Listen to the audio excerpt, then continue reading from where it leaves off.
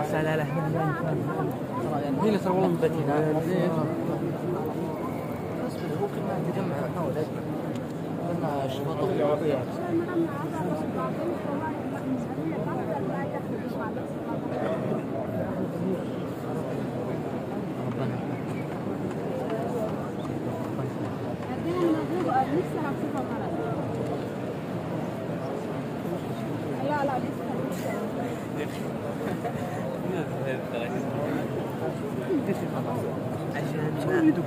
لا عشان كذا عشان ما